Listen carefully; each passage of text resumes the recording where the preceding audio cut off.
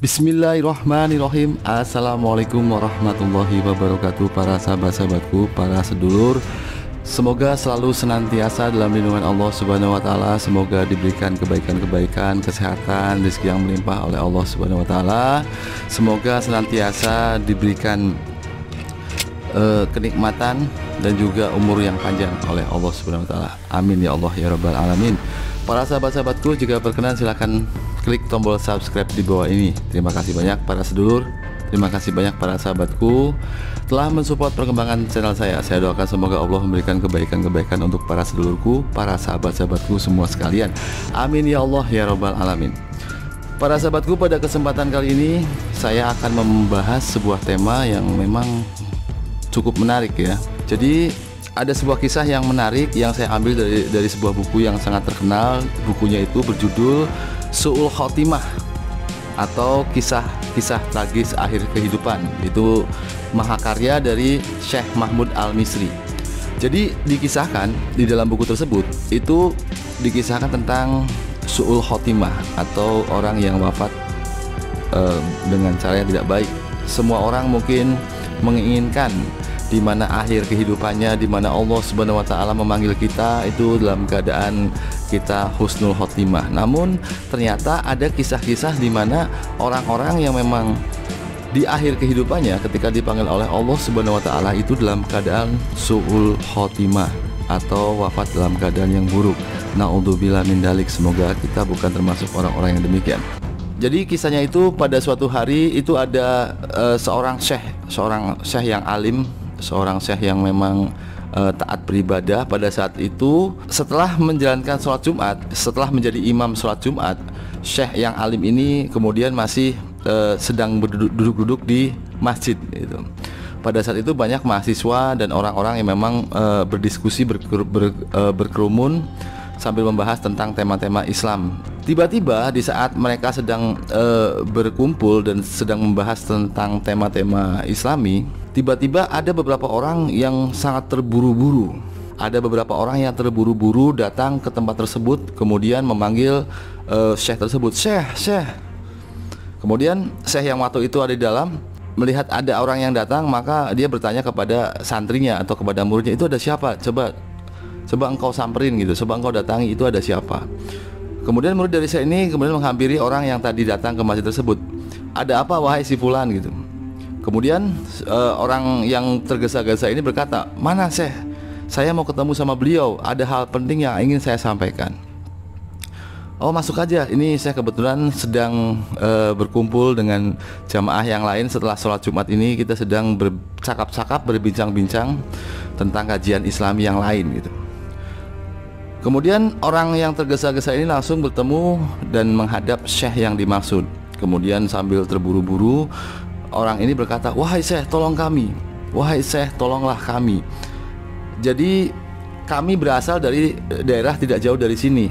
Kebetulan ada seorang pemuda yang baru saja wafat karena ada insiden lalu lintas. Jadi ada sebuah kecelakaan yang membuat pemuda ini wafat. Kemudian kami dan teman-teman kami yang ada di daerah tersebut kemudian hendak menguburkan pemuda ini. Namun setelah kami menggali kuburan, ternyata di dalamnya itu ada ular yang sangat besar sekali. Mendengar cerita tersebut, maka orang yang berada di masjid itu merasa terheran-heran. Apakah benar gitu? Apakah benar ada ular yang sangat besar sekali di dalam liang lahat? Maka tidak banyak berpikir, kemudian saya itu berkata, wahai, mari kita ke tempat yang Anda maksud, tempat di mana pemuda itu akan dikuburkan. Kemudian syekh dan muridnya dan juga orang tersebut kemudian bergegas pergi menuju tempat yang dimaksud. Dan di situ ada beberapa orang yang sedang melihat sebuah liang lahat. Kemudian syekh mencoba melihat ke dalam liang lahat tersebut, dan betul saja di dalam liang lahat tersebut ada ular besar, ular yang sangat besar. Kemudian saya ini berkata, oh ini ada ular besar, ini seperti ada sarang. Jadi ketika menggali itu tiba-tiba saja ular itu muncul dari dalam lubang tersebut. Jadi ini kemungkinan ada sarang ular gitu. Jadi bagaimana jika solusinya kita pindahkan saja pemakaman pemuda ini. Kita pindahkan saja tempat menggalinya, tempat untuk menguburkan pemuda tersebut itu di tempat yang lain. Kalau bisa jaraknya agak jauh. Itu Syekh tersebut memberikan saran kepada warga setempat. Kemudian warga setempat mengikuti saran Syekh tersebut. Mari kita cari tempat yang lebih aman, yang lebih jauh dari tempat tersebut. Kemudian mereka berjalan sekitar 200 meter lebih dari tempat tersebut. Karena dirasa sudah cukup jauh, karena 200 meter lebih itu adalah jarak yang cukup jauh. Jadi kemungkinan ular yang tadi itu tidak akan datang lagi. Maka Syekh menunjuk ke sebuah tempat, di mana tempat itu yang memang dijadikan untuk tempat yang nantinya akan digali kuburan gitu. Yang akan digali untuk tempat kuburannya pemuda tersebut. Kemudian akhirnya warga di sekitar tempat tersebut kemudian beramai-ramai menggali kuburan tersebut sampai 1 jengkal, 2 jengkal, sampai akhirnya sudah dalam. Tiba-tiba saja begitu sudah dalam, tiba-tiba saja ada beberapa orang yang menggali itu loncat keluar dari liang lahat tersebut gitu. Kemudian saya itu berkata, "Ada apa wahai saudara-saudaraku? Ada apa? Ada apa kalian kok tiba-tiba keluar dari liang lahat tersebut?" "Wahai Syekh, lihatlah, itu ular yang tadi itu tiba-tiba ada lagi di dalam kuburan tersebut," gitu loh. Bayangkan para sahabatku, 200 meter sudah berpindah dari tempat kuburan yang pertama menuju ke tempat kuburan yang kedua dengan jarak 200 meter lebih. Tiba-tiba begitu digali lagi, di situ tiba-tiba di dalam liang lahat tersebut ada ular yang besar yang tadi gitu loh.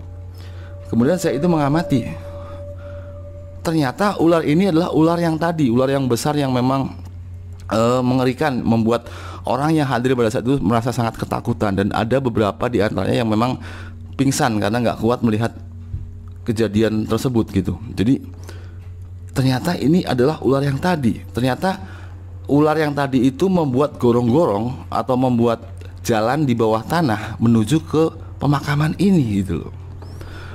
Ada apakah sebenarnya?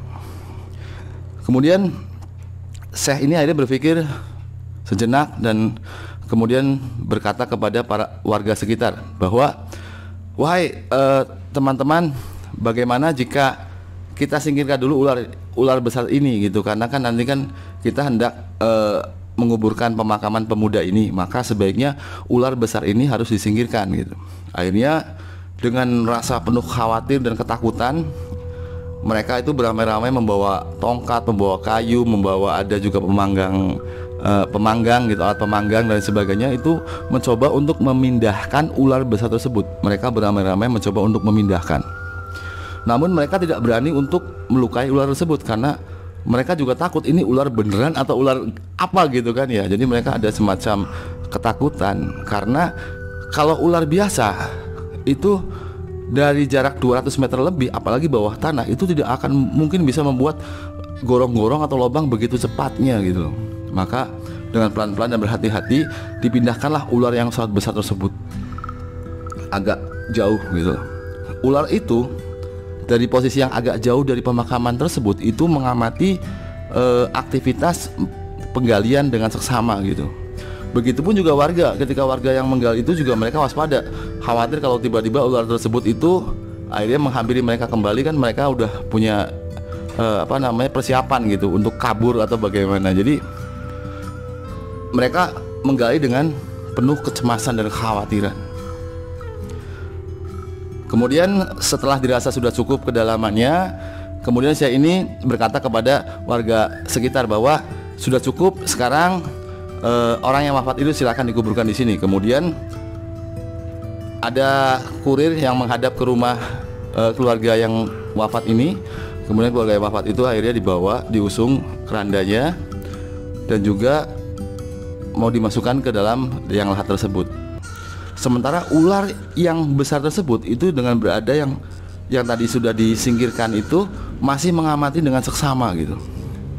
Jadi begitu jenazah pemuda tersebut itu digotong beramai-ramai oleh warga dan hendak dimasukkan ke liang lahat, baru saja hendak dimasukkan ke liang lahat, tiba-tiba ular besar tersebut itu tiba-tiba menggelepak begitu kerasnya sehingga menimbulkan debu-debu yang berterbangan begitu dahsyatnya, sehingga kemudian mengglosor kemudian masuk ke dalam liang lahat tersebut. Begitu melihat ular tersebut masuk ke liang lahat yang tadinya membawa jenazah tersebut, sontak beramai-ramai mereka itu cari aman dan cari selamat, sehingga mereka itu beramai-ramai melepaskan jenazah pemuda tersebut. Kemudian mereka itu keluar dari liang lahat itu. Di dalam itu banyak yang menyaksikan bahwa ular itu langsung melilit tubuh pemuda itu. Tubuh pemuda yang wafat itu dililit, kemudian terdengar suara gemertak ya. Jadi terdengar suara gemertak seperti tulang-tulang yang patah, kretek gitu loh. Jadi tulang-tulang itu karena lilitan yang begitu keras dari ular besar tersebut, maka membuat tulang-tulangnya tuh terdengar patah.